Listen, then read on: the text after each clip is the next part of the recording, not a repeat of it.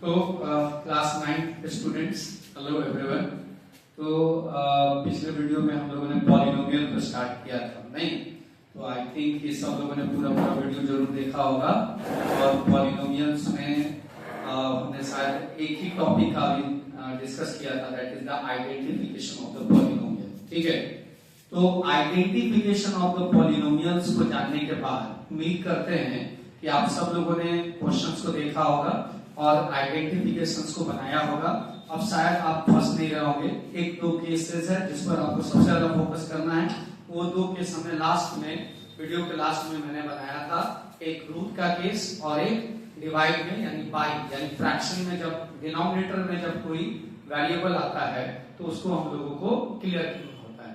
तो बेसिकली आज का थोड़ा सा वीडियो लेंदी होगा, तो रिक्वेस्ट है कि लास्ट तक देखें, क्योंकि ये आप लोग पढ़ा हुआ वो कंटेंट है, तो निश्चित तौर पर कब आपकी जरूरत की चीज बीच में है या लास्ट में है, तो एक बार अगर आपको थोड़ा सा लगता है कि नहीं वो चीज हमको आ रहा है, समझ में आ रहा है, तो थोड़ा सा उसका स्पीड बढ़ाइएगा, थोड़ा स्किप करिएगा, लेकिन थोड़ा सा उस पूरे वीडियो को देखने का जरूर कोशिश कीजिएगा। सारे वीडियो को पूरा लास्ट तक जरूर देखिएगा।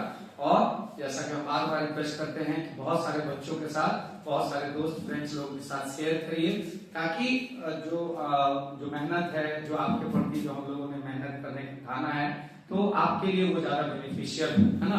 तो चलिए स्टार्ट करते हैं, है ना। पॉलिनोमियल का आज थोड़ा सा लेंदी वीडियो, यानी ज्यादा से ज्यादा कंटेंट को आज हम लोग ग्रैब करने की कोशिश करेंगे। तो सबसे पहले पॉलिनोमियल्स की अगर बात करें तो आइडेंटिफिकेशन तो हम लोगों ने कर लिया। अब पॉलिनोमियल्स की बात करें तो टाइप्स ऑफ पॉलिनोमियल, है ना। थोड़ा सा फास्ट है क्योंकि ये सब चीज पढ़ा हुआ है। पॉलिनोमियल का टाइप्स कैसे हम लोग बनाते हैं, है ना। टाइप्स क्लास 8 के भी बच्चे इसको देख सकते हैं, क्योंकि अलजेब्रिक एक्सप्रेशन में भी किसी प्राइवेट पब्लिकेशन उसके टाइप्स को बताया गया है ना। तो कुछ ऐसे प्राइवेट पब्लिकेशंस के हैं जो क्लास 8 में अलजेब्रिक एक्सप्रेशन को भी उसके टाइप्स बताने की कोशिश किया, तो लगभग ये मिलता जुलता है, तो वो भी देख सकते हैं। तो पॉलिनोमियल में टाइप्स जब बनता है तो इस टाइप्स को दो कैटेगरी में हम लोग बांटते हैं, मतलब यानी किस किस आधार पर हम पॉलिनोमियल का टाइप्स बना सकते हैं। तो दो आधार है बच्चों जिस पे हम लोग पॉलिनोमियल का टाइप्स बना सकते हैं। तो कौन कौन सा टाइप्स है ना, जिस बेसिस पर हम लोग बनाते हैं। On what basis we are going to classify the polynomials are, the first one is on the basis of term, और एक है on the basis of degree. एक है on the basis of term और एक है on the basis of degree. अब ये डिग्री क्या है और ये टर्म क्या है, तो सिंपल लैंग्वेज में समझें, है ना।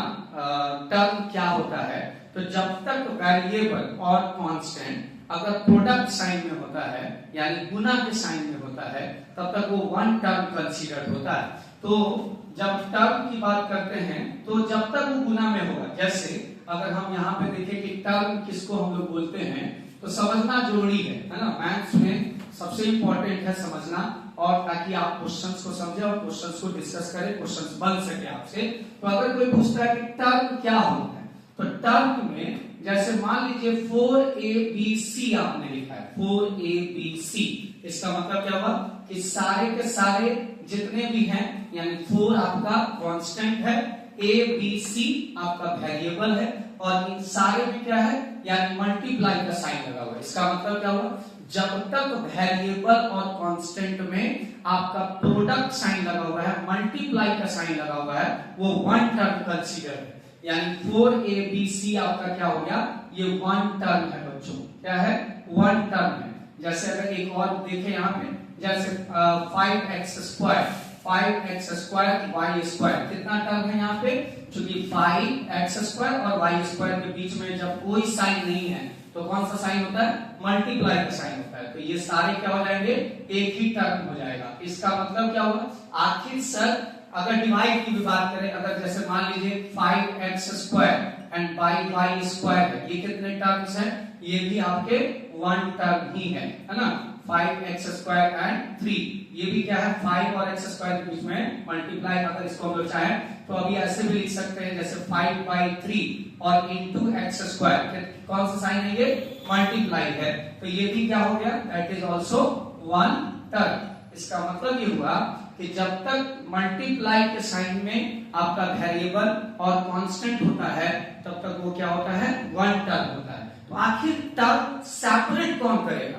यानी टर्म एक से ज्यादा कब होगा, तो जब भी टर्म के बीच में प्लस का साइन और माइनस का साइन आ जाएगा तो वो टर्म सेपरेट हो जाता है। जैसे अगर 2x square and plus 3y square, तो इसका मतलब क्या हुआ, 2x स्क्वायर यानी 2 और x स्क्वायर के बीच में कौन सा साइन है, दैट इज द प्रोडक्ट का साइन है, एंड 3 और y के स्क्वायर के बीच में कौन सा साइन है, प्रोडक्ट का साइन है।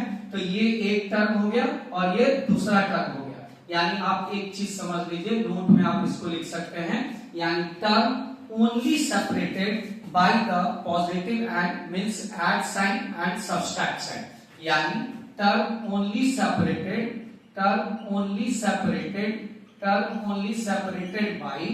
by plus and minus sign। अब जैसे यहाँ पे अगर हम एक और एग्जांपल लेते हैं, जैसे 3x square minus 7y square plus 8 है ना, तो कितने टर्म्स यहाँ दिख रहे हैं, क्योंकि ये इस दोनों के बीच में 3 और x स्क्वायर के बीच में कौन सा साइन है, मल्टीप्लाई, ये एक टर्म हो गया। 7 और y स्क्वायर के बीच में कौन सा साइन है, मल्टीप्लाई का साइन है, तो कितना हो गया, दैट इज वन टर्म हो गया, और ये अलग हो गया। तो यानी कितने टर्म्स हैं यहाँ पे, 3 टर्म्स हैं। तो जब तक आपका प्लस और माइनस नहीं आता है टर्म सेपरेट नहीं होता है। अब ये अलग बात है, ये सब चीज आप लोग जानते भी होंगे कि जब टर्म को काउंट करने की बारी आएगी तो उसमें भी एक चीज ध्यान देना है कि कौन लाइक टर्म है कौन अनलाइक टर्म है। ये सब आपका पढ़ा हुआ चीज है, लेकिन फिर भी हम आपको एक बार बता देते हैं, क्योंकि छोटी छोटी बातों से कभी कोई चीज अगर पूछ देते हैं या कहीं से कोई पूछता है और गड़बड़ होता है तो ये हमारे इंप्रेशन पे पड़ता है, हमारी इमेज खराब होता है। जैसे मान लीजिए आपने अभी मैंने कहा कि जब टर्म के बीच में प्लस और माइनस आएगा तो वो टर्म अलग हो जाएगा, जब भी प्लस और माइनस साइन आएगा तो टर्म अलग हो जाएगा। लेकिन इस बात का भी ख्याल रखना है कि टर्म के बीच में प्लस माइनस आएगा तो टर्म अलग तो हो जाएगा, लेकिन लाइक टर्म और अनलाइक टर्म पे भी ध्यान देना। मतलब अगर जैसे मान लीजिए एक छोटा सा एग्जांपल और हम लोग देखते हैं, जैसे 5x square plus 8y square plus 9x square plus 7y square, clear है। अब यहाँ पे हमको देखने को मिल रहा है कि अगर हम जल्दबाजी करेंगे तो हमको लगेगा कि यहाँ 4 टर्म्स हो गए, ये हो गया 1 टर्म, ये हो गया 2 टर्म, ये हो गया 3 टर्म, ये हो गया 4 टर्म। लेकिन जल्दबाजी नहीं करना है, इसमें एक चीज को नोटिस जरूर करना है कि लाइक टर्म को भी पहचानना होगा, यानी लाइक टर्म के बीच में ऐड और सब्सट्रैक्ट होता है। तो जैसे मान लीजिए लाइक टर्म कैसे पहचानते हैं, जब वेरिएबल और उसका पावर सेम होता है, यानी वेरिएबल और पावर सेम हो जाएगा। जैसे यहाँ पे वेरिएबल x है, यहाँ पे वेरिएबल x है और इसका भी पावर 2 है, इसका भी पावर 2 है, तो इसका मतलब ये क्या है, लाइक टर्म है। तो यहाँ पे क्या है +5, यहाँ क्या है -9, तो यानी -9 में से +5 जाएगा, कितना हो जाएगा -4x स्क्वायर। तो ये दोनों क्या हो गया, यानी ऐड हो चुका है। अब ये देखना है कि यहाँ y स्क्वायर है, यहाँ y स्क्वायर है, यानी यहाँ पावर 2 है, यहाँ भी पावर 2 है और दोनों तरफ वेरिएबल भी सेम है। यानी लाइक टर्म्स को कैसे पहचानते हैं आप, लाइक टर्म को कैसे पहचानेंगे, उसमें ध्यान ये देना है कि वेरिएबल भी सेम होना चाहिए और उसका पावर भी सेम होना चाहिए, यानी वेरिएबल भी सेम एंड पावर भी सेम, तब जाकर के आप उसको एक लाइक टर्म्स मानेंगे और लाइक टर्म्स में ऐड और सब्सट्रैक्ट होता है। इसी कारण से जब आपके सामने जब टर्म्स कोई कहे कि काउंट करके बताओ कि कितना टर्म्स है, तो सबसे पहले एक चीज ध्यान देना है कि उसमें कौन कौन सा लाइक टर्म्स है। उन सारे लाइक टर्म्स के बीच में प्लस और माइनस कर देने के बाद तब फाइनल आंसर आप देंगे कि इसमें अब कितना टर्म्स है, यानी जोड़ घटाव करने के बाद। अब सवाल उठता है कि हम लोग यहाँ पे टर्म्स के बारे में जानेंगे थोड़ा सा। यहाँ पे अब आपसे कोई पूछेगा कि बताओ कि on the basis of the terms, यानी टर्म के आधार पे पॉलिनोमियल्स का कितना टाइप्स होता है। तो जैसे यहाँ पे सबसे पहले आता है मोनोमियल। क्या आएगा, मोनोमियल। मोनोमियल का मतलब क्या होता है, मोनो का मतलब होता है वन, यानी सिंगल, एंड मैंने बताया था मियल मतलब क्या होगा, जैसे टर्म। तो जब एक टर्म होगा, वन टर्म होगा, तो उसको हम लोग बोलते हैं मोनोमियल। जैसे एग्जांपल में हम लोग लिख सकते हैं, जैसे 5x, अब यहाँ पे देखिए 5 एंड x, अब अगर सिर्फ 6 भी लिख दिया जाए तो ये हमारा क्या होता है, कांस्टेंट पॉलिनोमियल, यानी सिर्फ कांस्टेंट है तो ये कांस्टेंट पॉलिनोमियल भी हो जाएगा। अब आपके मन में आ रहा होगा सर इसमें तो कोई वेरिएबल नहीं है, आप चाहें तो इसको वेरिएबल में भी लिख सकते हैं, 6 के साथ x का पावर 0 लगा दें तो ये फिर क्या हो जाएगा हमारा, दैट इज अगेन आपका x वेरिएबल भी आ गया और यहाँ पावर भी चला गया, और x का पावर 0 क्या होता है, किसी का भी पावर 0 होता है तो उसका आंसर क्या हो जाता है 1, यानी ये क्या हो जाएगा 6 into 1 अगेन 6 आएगा। तो इसको हम लोग खास नाम से जानते हैं जिसको हम लोग बोलते हैं कांस्टेंट पॉलिनोमियल। लेकिन यहाँ पर कितने टर्म्स हो गए, 5 और x के बीच में मल्टीप्लाई है तो कितने टर्म्स हो गए 1, यहाँ 6 और x के बीच में कितने मल्टीप्लाई का साइन है, कितना टर्म्स हो गया 1। तो जब एक टर्म होगा, सिर्फ एक टर्म होगा तो उसको हम लोग बोलते हैं मोनोमियल। उसके बाद आता है बच्चों मोनोमियल के बाद अगर हम लोग बात करें तो आपका यहाँ पे आता है बाइनोमियल। बाइनोमियल का मतलब क्या होता है बच्चों, बाइनोमियल का मतलब होता है जहां पे दो टर्म होगा, तो बाइनोमियल का मतलब हो गया जहां पे दो टर्म होगा। बाइनोमियल, बाइनोमियल का मतलब क्या हो गया, यानी टू टर्म, जहां पे दो टर्म होगा उसको बाइनोमियल कहते हैं। जैसे एग्जांपल के तौर पे 5x plus 3, अब ये 5x एक टर्म है और ये 3 दूसरा टर्म है, तो यानी कितना हो गया दो टर्म, और ये दोनों लाइक टर्म भी नहीं है, देखिए यहाँ पे 5x है और यहाँ 3 के साथ कोई वेरिएबल सेम नहीं है तो ये जुटे उठेगा नहीं, घटेगा नहीं, इसीलिए कितना टर्म हो गया, दो टर्म हो गया। जैसे अगर एक और एग्जांपल लेते हैं 3x² plus 7x, यहाँ पे देखिए वेरिएबल मैंने सेम कर दिया है, x दोनों में सेम है, लेकिन यहाँ पावर 2 है और यहाँ पावर 1 है, तो ये फिर लाइक टर्म नहीं है, तो जब लाइक टर्म नहीं है तो इसका टर्म काउंट करेंगे। अब ये हो गया एक टर्म, ये हो गया दो टर्म, यानी कितने टर्म हो गए, दो टर्म, इसीलिए इसको क्या बोलेंगे बाइनोमियल। तो एक हो गया मोनोमियल जिसमें एक टर्म होते हैं, एक हो गया बाइनोमियल जिसमें दो टर्म होते हैं, एक होता है जिसको हम लोग बोलते हैं ट्राइनोमियल। ट्राइनोमियल का मतलब क्या हो गया, यानी जिसमें तीन टर्म होगा। ट्राई का मतलब क्या होता है, तीन, यानी जिसमें तीन टर्म होगा, यानी ट्राइनोमियल में क्या हो जाएगा, 3 टर्म होता है। जैसे एग्जांपल में 5x² minus 9x plus 8, गौर से देख लीजिए यहाँ पे x का पावर 2 है, x का पावर 1 है और यहाँ कोई वेरिएबल नहीं है, ये तीनों का तीनों अनलाइक टर्म है, इसीलिए अब हम इसका टर्म काउंट करेंगे 1, 2 एंड 3, तो यहाँ पे 3 टर्म है। तो ये सब जूनियर क्लासेस की चीज है ना, और आपको पढ़ा हुआ होगा, लेकिन एक बार फिर भी मैंने इसको पढ़ाया ताकि आपका क्वेश्चंस में अगर कभी कोई बात आती है तो आप बता सके। अब बात करते हैं यहाँ पे डिग्री की, है ना, डिग्री की बात करते हैं। तो अगर मान लेते हैं 3 टर्म के अलावा 4 आता है, 5 आता है, तो नाम तो उसको हम लोग दे सकते हैं, लेकिन 3 तक बेसिकली नाम रखा जाता है। 3 के बाद 4 टर्म हुआ, 5 टर्म हुआ, तो उसको आप पॉलिनोमियल के नाम से भी बोल सकते हैं, क्योंकि आपको पता है पॉलिनोमियल मतलब जिसमें ज्यादा से ज्यादा टर्म होगा वो पॉलिनोमियल हो जाएगा। तो बेसिकली टर्म के आधार पर ये सारे होते हैं। अब आ गया आपका on the basis of degree. On the basis of degree यानी डिग्री के आधार पर कितने सारे, है ना, पॉलिनोमियल के टाइप्स होते हैं, है ना, डिग्री के आधार पर। तो डिग्री पहले हम लोग समझें कि सर ये डिग्री क्या होता है। तो डिग्री का मतलब होता है ना, highest power of variable. Degree का मतलब क्या होता है बच्चों, है ना, हाईएस्ट पावर ऑफ वेरिएबल।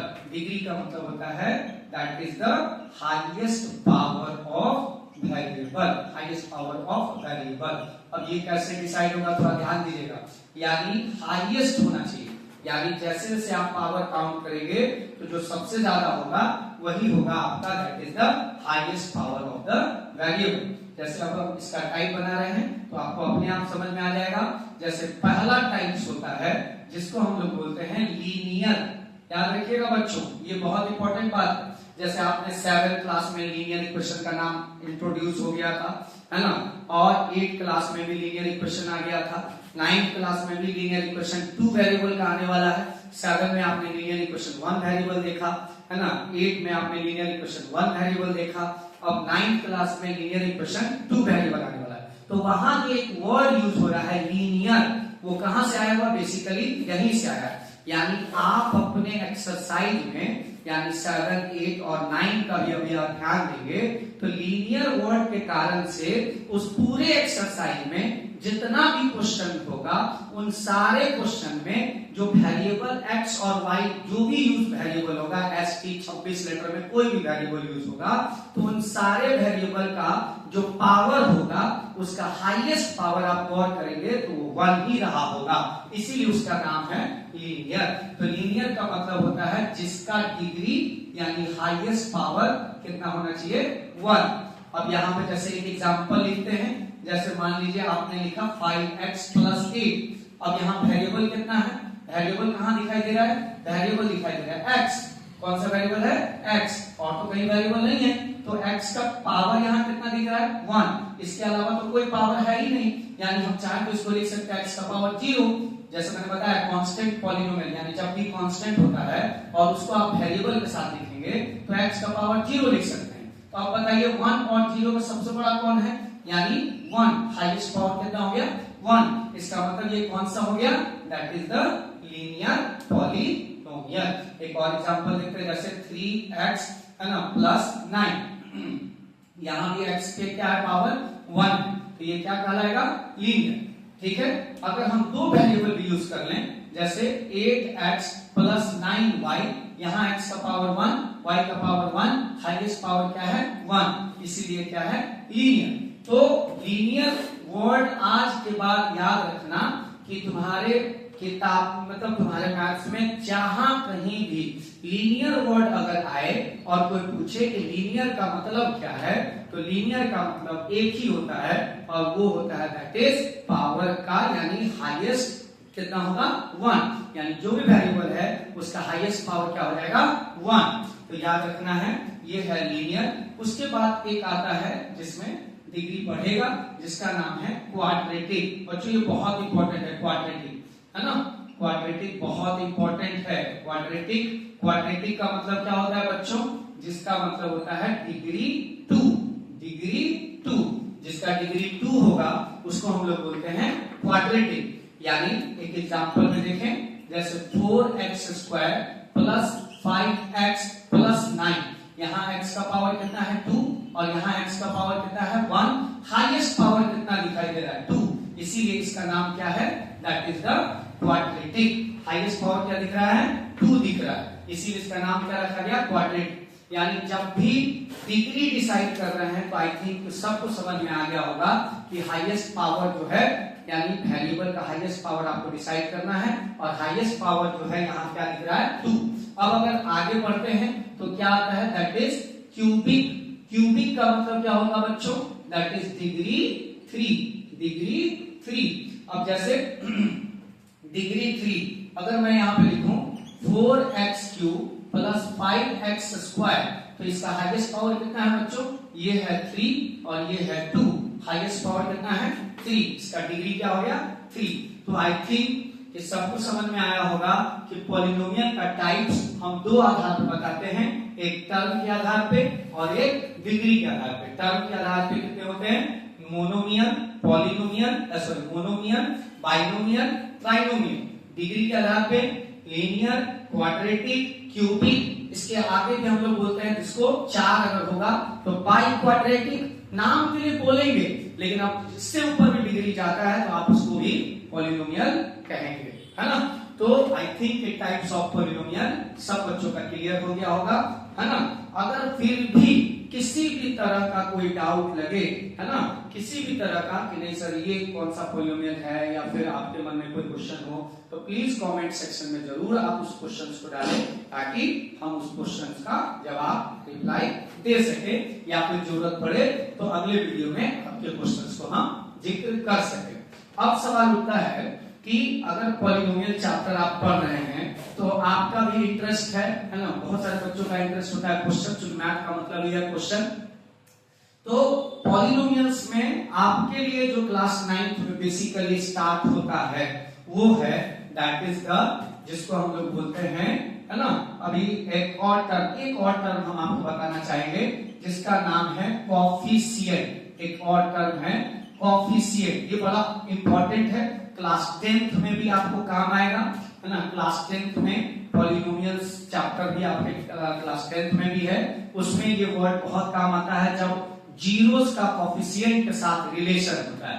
तो अगर आपसे कोई पूछता है कि कोफिशिएंट कैसे होता है, तो कोफिशिएंट का मतलब होता है किसी भी टर्म में, यानी उसका जिसका आपको कोफिशिएंट मांग रहा है उसको निकाल देंगे, जो भी रिमेनिंग बचेगा वो उसका कोफिशिएंट हो जाएगा। जैसे अगर 4abc लिखा हुआ है, जैसे 4abc लिखा हुआ है और हमसे कोई पूछ रहा है कि बताओ तो कोफिशिएंट ऑफ c क्या होगा, कोफिशिएंट ऑफ c क्या होगा, ध्यान दीजिएगा।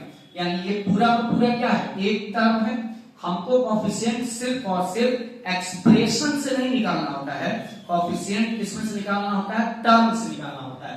तो अगर आपको कोई कहता है कि c का कोफिशिएंट बताओ, तो हमको सिर्फ उस टर्म से c को निकाल देना है, जो भी बचेगा वो क्या हो जाएगा, कोफिशिएंट ऑफ c हो जाएगा। यानी कोफिशिएंट ऑफ c क्या हो गया, 4ab। क्लियर है। अगर कोफिशिएंट ऑफ ab कर दिया, किसी ने मुझे इसको मांगा कि ab का कोफिशिएंट बताओ, तो आई थिंक आंसर आप सबके मन में आ गया होगा, ab को ही निकाल देंगे तो क्या बच रहा है, दैट इज 4c। और अगर कोफिशिएंट ऑफ abc मांग दिया जाए तो पूरे abc को हटा के क्या बच रहा है, 4। तो कोफिशिएंट समझ में आ गया होगा। एक और क्वेश्चन, अच्छा क्वेश्चन हम लोग बात करते हैं, जैसे 3x² प्लस 4x³ प्लस 9 ऐसे कह रहे हैं। तो अगर आपसे कोई कहे कि कोफिशिएंट ऑफ x² बताओ, कोफिशिएंट ऑफ x², तो x² कहां पे है, इस टर्म में है, x² कहां पे है, इस टर्म में है। मैंने क्या कहा, आपको पूरे एक्सप्रेशन को नहीं देखना है, जिसका कोफिशिएंट मांगा जा रहा है उसको देखना है कि वो किस टर्म में है। अगर मैं x² का कोफिशिएंट मांग रहा हूं तो x² किस टर्म में है, यहां पे है, तो x² को ही निकाल देंगे, जो बच जाएगा 3y, यानी आंसर क्या हो गया, 3y। अगर कोफिशिएंट ऑफ x³ मांग रहा है कोई, तो x³ कहां पे है, किस टर्म के साथ है, x³ है आपका यहां पे, तो x³ को अगर निकाल देते हैं तो कोफिशिएंट क्या हो जाएगा हमारा, 4। अगर मान लेते हैं कभी कभी आपको जो है कंफ्यूज करने के लिए x का पावर 4 का कोफिशिएंट, x का पावर 4, अब खोजेंगे इसमें पूरे एक्सप्रेशन में खोजेंगे कि x का 4 कहां है। तो अगर हमको x का 4 कहीं नहीं दिख रहा है तो उसका कोफिशिएंट क्या हो जाएगा, 0। क्यों, क्योंकि हम चाहें तो उसको लिख सकते हैं 0 इंटू x का पावर 4। अगर हमको यहाँ x का पावर 4 का कोफिशिएंट मांगा गया है तो वो क्या हो जाएगा, 0। समझ में आ रहा है। यानी जिस किसी का भी कोफिशिएंट मांगा जा रहा हो और वो उस एक्सप्रेशन में है ही नहीं, तो याद रखना है कि जब कभी भी अगर आपको उसका ये मांगा जाए तो दिमाग में रखना है कि वो कोफिशिएंट में जिस, अगर मान किसी का कोफिशिएंट मांगा गया और वो उसमें है ही नहीं, तो दिमाग में रखना है कि उसका कोफिशिएंट क्या हो जाएगा, 0 हो जाएगा। तो ये चीज हो गया आपका सबसे इंपॉर्टेंट बात, है ना, कोफिशिएंट का। अब सवाल ये उठता है कि सर ये तो हम जान गए, टाइप्स ऑफ पॉलिनोमियल जान गए, है ना, डिग्री के आधार पे, टर्म के आधार पे, कोफिशिएंट भी जान गए, है ना। तो कोफिशिएंट के बाद आखिर पॉलिनोमियल में अब जो क्वेश्चन आता है, इसका कुछ पार्ट आपका फैक्टराइजेशन वगैरह भी आने वाला है, क्योंकि ये थोड़ा सा 9th क्लास में थोड़ा सा लेंदी बनाया है, तो हम लोग एकदम टॉपिक वाइज भी थोड़ा सा आपका प्रैक्टिस कराने की कोशिश करेंगे कि ज्यादा से ज्यादा चीजों को मिक्स किया जा सके, है ना। तो स्क्रीनशॉट भी ले सकते हैं, अगर आप नोट कर रहे हो तो स्क्रीनशॉट लेकर के आप बाद में भी नोट कर सकते हैं, है ना। तो अब जो क्वेश्चंस आने वाला है वो अब हम लोग बनाने वाले हैं, तो एकदम आराम से देखिए कैसे बनेगा, कैसे क्वेश्चंस हम लोग डिस्कस करेंगे, कैसे क्वेश्चंस को डील करेंगे।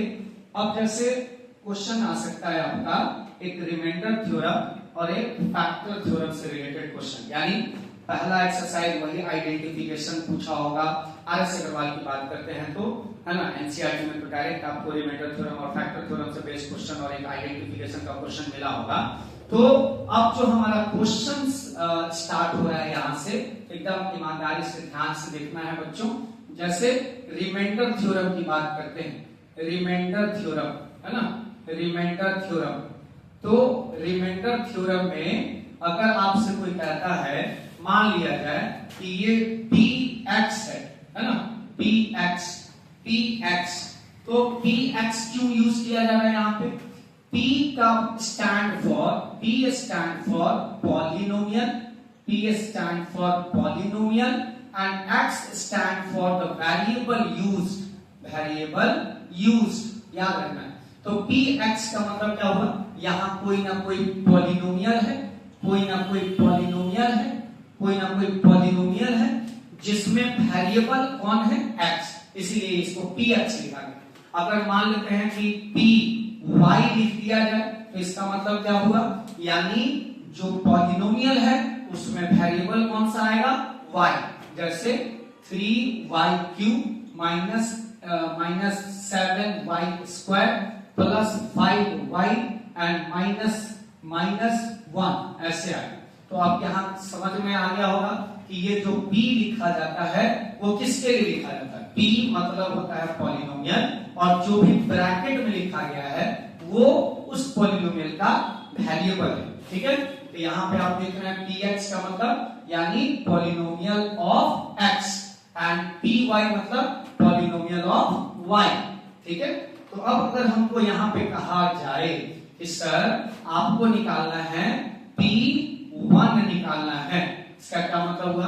अब इसको कंपेयर कीजिए, ये p यहाँ है, ये p यहाँ है, और ये जो ब्रैकेट में दिख रहा है, ब्रैकेट में क्या दिख रहा है? x, और यहाँ ब्रैकेट में मैंने आपको क्या दे दिया? 1। इसका मतलब क्या हुआ कि सर आप x का वैल्यू की बात तो नहीं कर रहे हैं, x की वैल्यू की बात तो नहीं कर रहे हैं, क्योंकि p के जगह आपने p लिखा है, ब्रैकेट में यहाँ तो x था और यहाँ ब्रैकेट में आपने 1 लिखा है। तो इसका मतलब क्या हुआ कि आपने x का वैल्यू 1 दिया है। इसका मतलब जहां जहां भी x है वहां वहां आप 1 यूज करेंगे। तो x का स्क्वायर यानी 1 का स्क्वायर प्लस 5 इंटू 1 प्लस 8, यहाँ क्या हो जाएगा?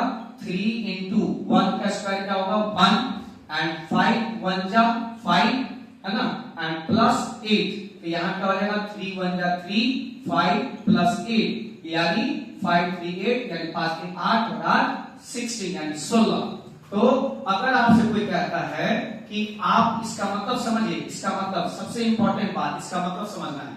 तो इसका मतलब ये है कि सर अगर आपने x इक्वल टू 1 लिया तो इसका मतलब 1 अगर इधर आ जाए, ये 1 इधर आ जाए तो प्लस 1 इधर आएगा तो क्या होगा?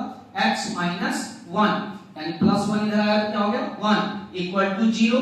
इसका मतलब हो गया सर कि अगर आपने x माइनस 1 से अगर इस पॉलिनोमियल को डिवाइड किया तो कंफर्म है आपका रिमाइंडर क्या आ जाएगा?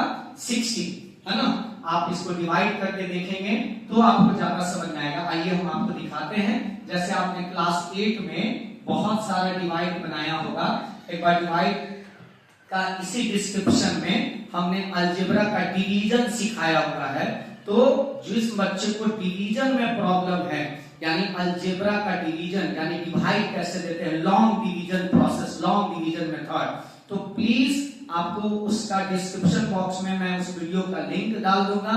प्लीज आप एक बार, जिन बच्चों को उसमें प्रॉब्लम है, एक बार उस वीडियो को, जो कि बहुत छोटा वीडियो है, सिर्फ मैंने डिवीजन ही सिखाया है, तो उस वीडियो को भी आप प्लीज देखिएगा, है ना। पूरा डिवीजन आपको समझ में आ जाएगा, कभी कोई दिक्कत नहीं होगी, सारा डिवीजन एकदम चुटकियों में आपका सॉल्व होगा। तो पहले में आप देखिए, बेसिकली बनाने तो आ गया सर, आप फटाफट दीजिए, एकदम चुटकियों में बना देंगे, है ना। आप कहीं भी दीजिए, 1 दीजिए, -1 दीजिए, 0 दीजिए, कोई भी वैल्यू दीजिए, फटाफट बना देंगे।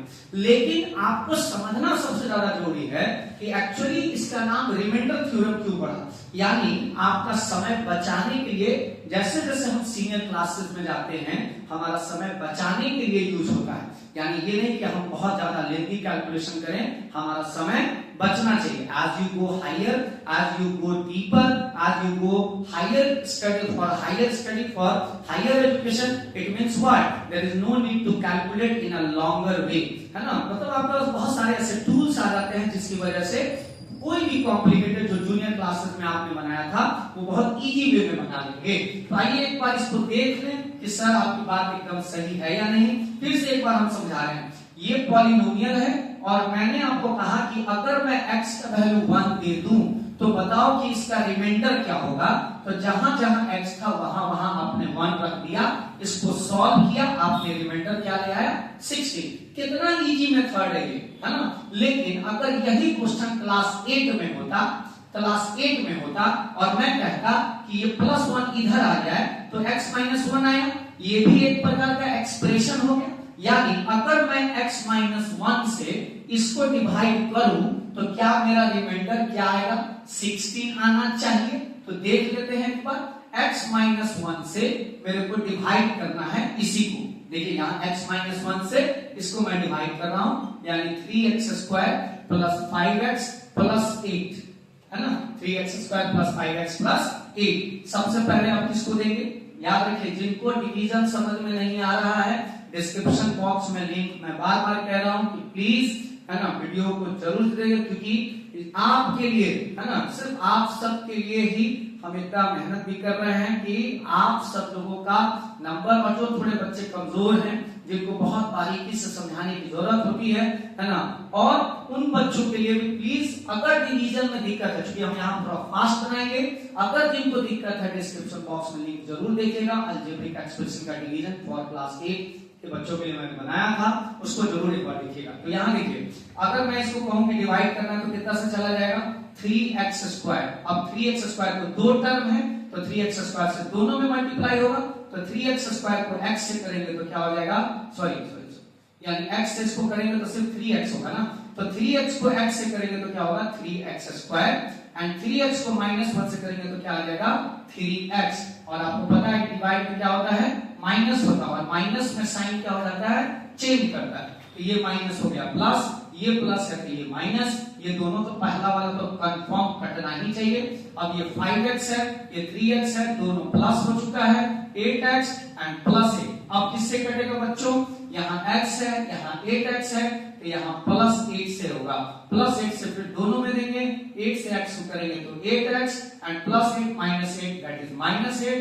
अब इसका साइन चेंज हो जाएगा, यहाँ कट गया और ये आ गया 16। तो आई थिंक आपको समझ में आ गया होगा कि अभी तो मैंने ये छोटा एक्सप्रेशन लिया था, आपने क्लास 8 का याद कीजिए, आपका बहुत बड़ा बड़ा डिवीजन था, है ना, 3-3 टर्म 4-4 टर्म बड़ा बड़ा डिवाइड करने वाला था। तो अगर बड़ा बड़ा डिवीजन, बहुत बड़ा बड़ा डिवाइड अगर आप बना रहे थे तो आपको काफी टाइम लग रहा था, लेकिन इसमें आपका बहुत शॉर्ट तरीके से आराम से वैल्यू रखे और फटाक से हमारा आंसर आ गया। तो हमने सिर्फ इतना बताने की कोशिश किया कि ये वही चीज है जो आपने लॉन्गर प्रोसेस से बनाया था, और इस लॉन्गर प्रोसेस को शॉर्ट करने के लिए कि अगर मेरे को कोई भी एक्सप्रेशन से बड़ा चीज को डिवाइड करने के लिए कहे तो हम उसके वैल्यू को निकालें, x के वैल्यू को निकालें, और अगर उस एक्सप्रेशन में x का वैल्यू रखेंगे तो जो बच जाएगा वही हमारा रिमाइंडर होगा। आइए एक और सवाल देखते हैं। जैसे अगर मैं कहूं कि p -1,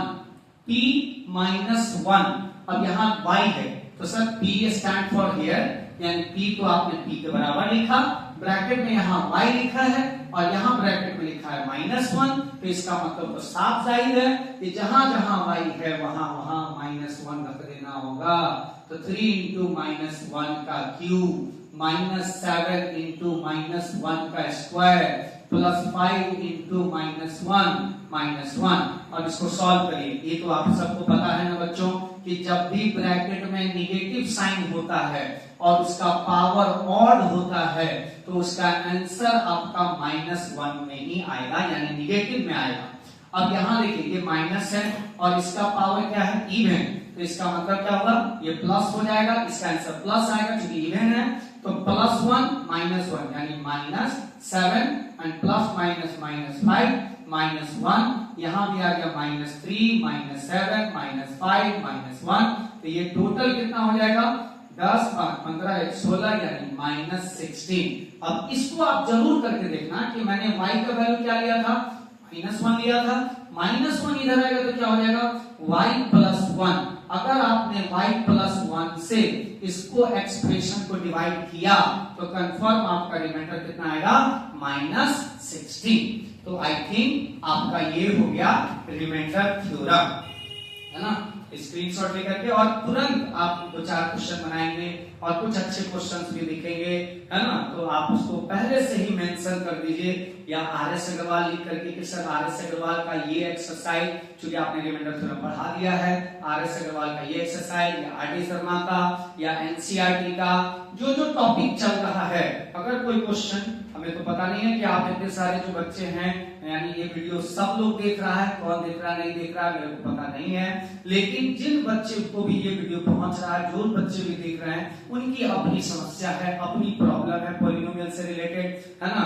तो पॉलिनोमियल में अगर एनसीईआरटी या किसी भी बुक में कोई भी क्वेश्चन में दिक्कत हो, आपको क्वेश्चन नंबर, है ना, लिख करके, या कभी अगर क्वेश्चन पूरा लिखना हो तो क्वेश्चन भी लिख सकते हैं। सो प्लीज थोड़ा कमेंट लाइक जरूर करिए, है ना, वीडियो को जरूर शेयर करिए, बस रिक्वेस्ट आपसे यही है।